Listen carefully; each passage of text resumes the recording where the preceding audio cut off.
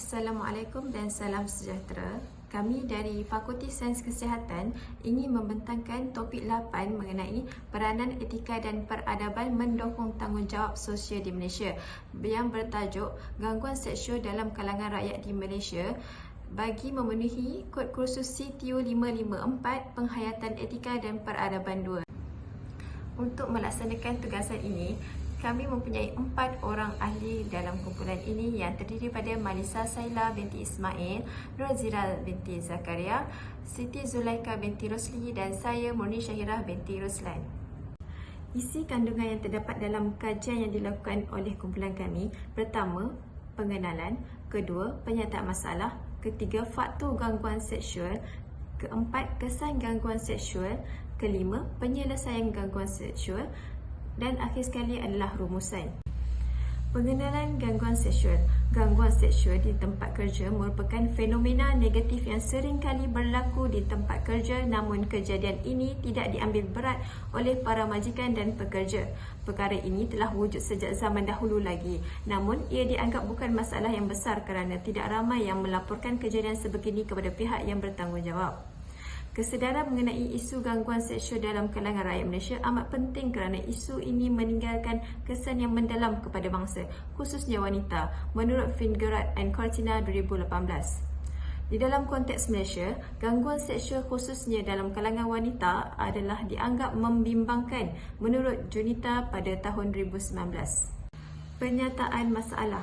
Ini merupakan antara contoh-contoh laporan akhbar berkaitan dengan gangguan seksual di Malaysia.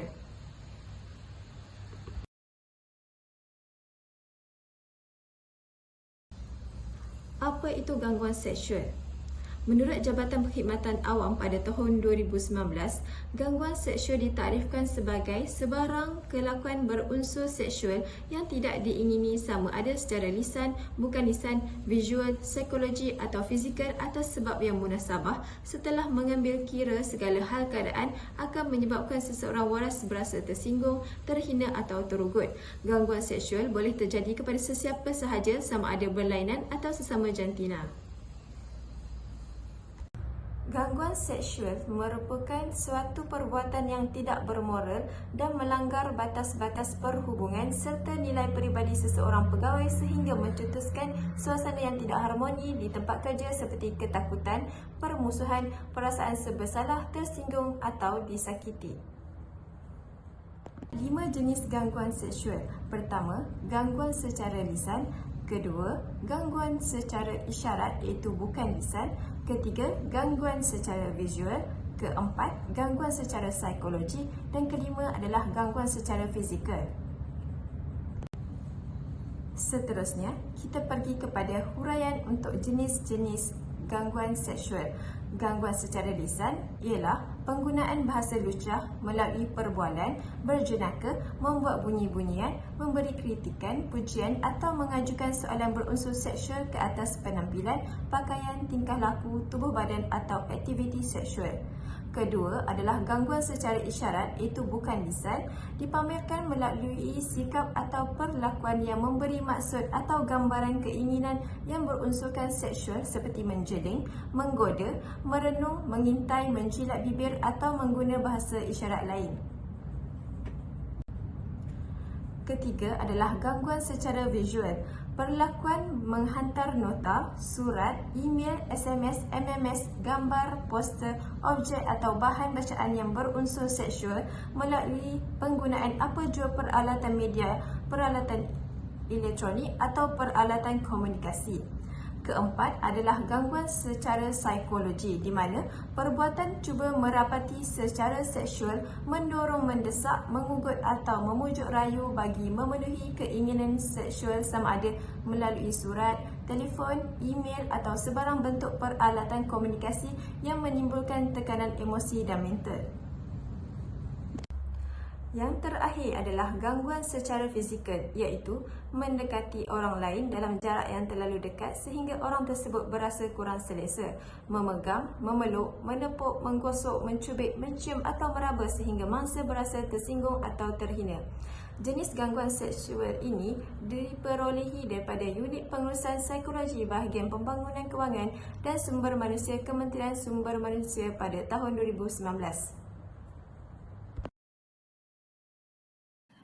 Assalamualaikum, saya Nuruzira binti Zakaria akan menerangkan tentang faktor-faktor gangguan seksual. Yang pertama, faktor personaliti si mangsa. Wanita yang mempunyai personaliti yang menarik serta bentuk badan yang menggiurkan menyebabkan kaum lelaki mempunyai keinginan yang membuak-buak. Cara pemakaian dan penampilan yang moden menyebabkan kaum lelaki berhasrat untuk melakukan perkara yang tidak sepatutnya kepada kaum wanita dan menjadi tarikan kepada pekerja di sekeliling. Faktor yang kedua ialah faktor pemilikan kuasa.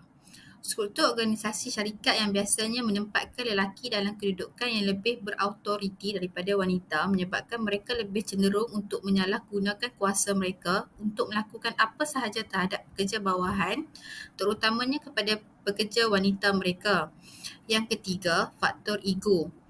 Boleh terjadi apabila ego lelaki dicabar oleh rakan-rakannya untuk membuktikan bahawa dia kuat dan berani dalam apa jua cabaran yang diberikan kepadanya, termasuklah dengan mencabul mangsa, mencubit serta mengusik-ngusik mangsa untuk memenangi hati wanita tersebut.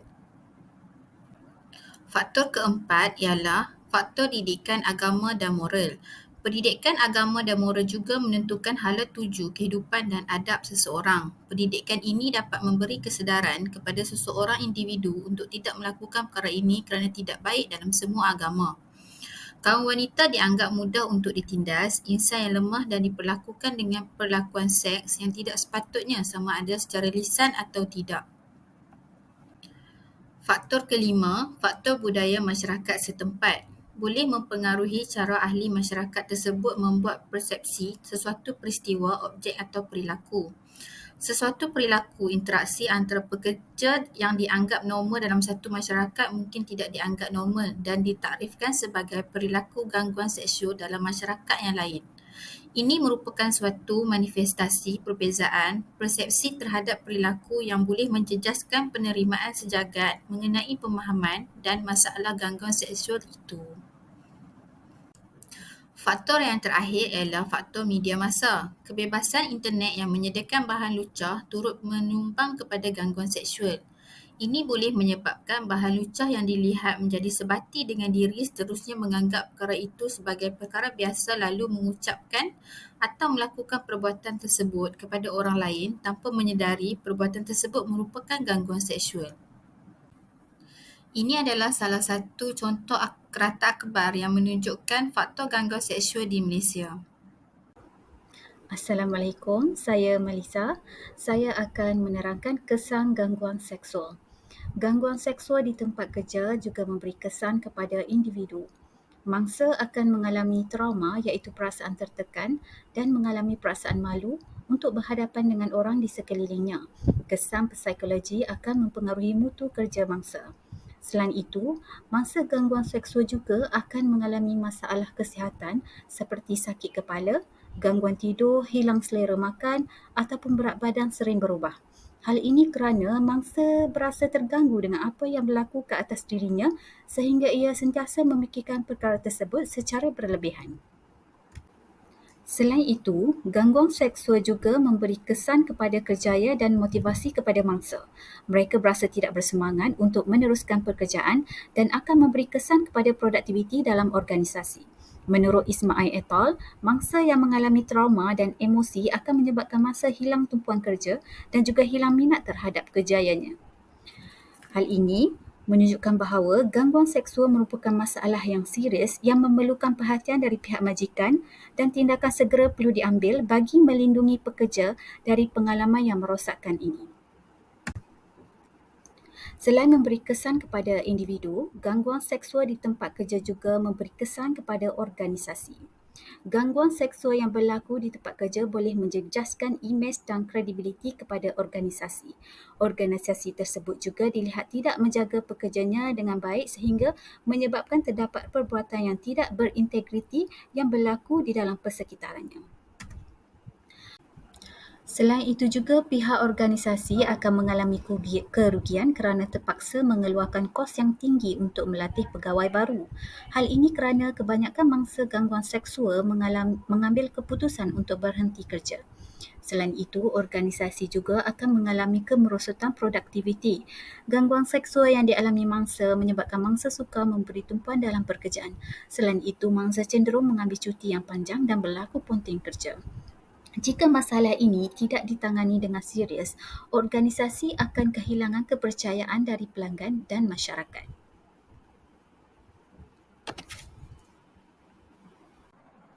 Assalamualaikum, nama saya Siti Zulaika binti Rosli, bernombor ID 2022432736. Hari ini saya akan meneruskan berkaitan dengan penyelesaian masalah berkaitan dengan gangguan seksual. Penyelesaian yang pertama perlu diambil adalah tindakan undang-undang.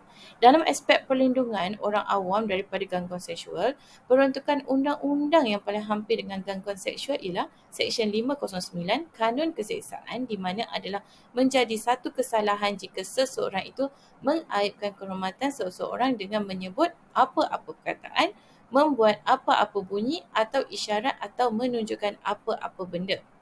Berikutnya, Seksyen 354 Kanun Keseksaan yang menyatakan adalah menjadi satu kesalahan untuk menyerang atau menggunakan kekerasan jenayah ke atas seseorang dengan niat hendak mencabul kehormatannya. Berikutnya, menyediakan garis panduan bagi setiap organisasi. Di Malaysia, Kod Ainalan menggariskan secara komprehensif mekanisme dalaman yang patut ditubuhkan oleh organisasi bagi mencegah, menangani dan membasmi gangguan seksual di tempat kerja. Antara elemen penting dalam mekanisme tersebut ialah satu, kenyataan dasar yang melarang gangguan seksual di dalam organisasi. Nombor 2, definisi gangguan seksual. Nombor 3, prosedur membuat aduan. Nombor 4, peraturan disiplin dan hukuman terhadap pesalah dan juga terhadap mereka yang membuat aduan palsu. Langkah-langkah perlindungan dan pemulihan kepada mangsa serta program promosi dan pendidikan bagi memberi penerangan tentang dasar syarikat mengenai gangguan seksual dan meningkatkan kesedaran mengenai gangguan seksual dan akibat buruk kepada pekerja, penyelia dan pengurus syarikat. Seterusnya, bagi menyelesaikan masalah gangguan seksual di tempat kerja ataupun di tempat awam, kerajaan perlu membuat satu program kesedaran, iaitu beberapa program atau inisiatif yang boleh kita lakukan untuk mewujudkan kesedaran masyarakat tentang gangguan seksual seperti ceramah motivasi, dialog atau seminar bagi memberi maklumat masalah terbabit. Berikutnya, mengadakan seminar-seminar tahunan untuk mengkaji semula polisi gangguan seksual ni, untuk memberi penerangan apakah yang dikatakan dengan gangguan seksual dan apakah yang akan dilakukan jika seseorang telah mendakwa atau telah diganggu secara seksual. Bagi mengelakkan gangguan seksual berterusan di Malaysia, kita perlu mewujudkan persekitaran anti gangguan seksual. Apabila wujud kes-kes gangguan seksual di tempat kerja, siasatan perlu sentiasa dikendalikan secara profesional dan tiada aduan yang akan diketepikan. Berikutnya, majikan sebenarnya boleh didakwa kerana gagal untuk menyiasat kes gangguan seksual dan mengambil tindakan yang sewajarnya. Pastikan pekerja boleh berasa selamat dan selesa apabila mereka bekerja, dan kerajaan harus juga menyekat laman sesawang yang berkaitan dengan pornografi supaya tidak terdedah dengan mana-mana aksi pornografi di Malaysia.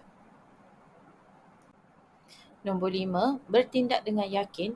Setiap wanita ataupun lelaki di tempat kerja haruslah mempunyai sifat ketegasan dan keberanian. Ini kerana individu yang lemah sering disasarkan sebagai mangsa. Perkara pertama yang harus dilakukan adalah dengan bertindak dan bercakap dalam cara yang kuat dan yakin. Setiap individu juga haruslah mengelakkan diri mereka daripada keadaan di mana gangguan seksual mungkin boleh berlaku. Sekiranya seseorang membuat komen lucah, minta mereka untuk tidak berbuat demikian.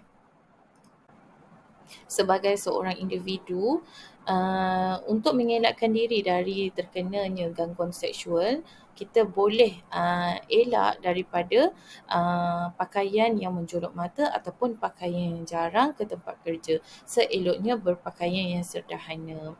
Tetapi gangguan seksual ini tetap berlaku tak kisah sama ada berpakaian sederhana ataupun berpakaian menjolok mata. Okey, seeloknya kita jauhkan diri daripada situasi tersebut. Peranan sebagai seorang individu juga, jika kenalan kita atau sahabat kita mengalami gangguan seksual, kita masih boleh membantu walaupun kita bukan pakar psikologi. Kita boleh wujudkan saluran komunikasi dua hala antara sahabat kita, tanamkan kesedaran bahawa dia tidak keseorangan dalam mengharungi cabaran ini.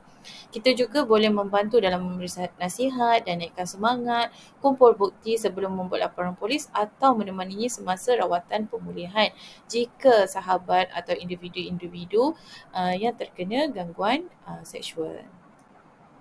Dan akhir sekali, penyelesaian masalah gangguan seksual adalah paling besar adalah peranan ibu bapa. Seawal usia, ibu bapa wajar memberi pendidikan seksual kepada anak-anak. Seawal usia dan di rumah.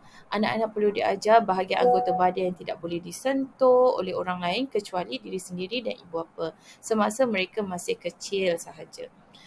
Mereka dididik agar dapat membezakan sentuhan selamat dan sentuhan tidak selamat. Lepas tu, kita boleh wujudkan persetaraan yang mana anak-anak bebas bersuara dan berkongsi pengalaman harian mereka. Ibu bapa juga perlu memantau penggunaan media massa oleh anak-anak. Luangkan masa bersama anak-anak menggunakan media massa, melihat program-program yang memberi manfaat ataupun program-program yang memberi positive impact. Dan secara rumusnya, gangguan seksual adalah satu perbuatan jenayah serius yang boleh mendatangkan kesan buruk terhadap kesihatan mental dan fizikal individu. Sememangnya, gangguan seksual merupakan satu penghinaan terhadap mangsa dan menjatuhkan maruah mangsa dan dilihat sebagai satu tindakan diskriminasi jantina yang bertentangan dengan prinsip layanan saksama dalam kehidupan harian di antara lelaki dan wanita.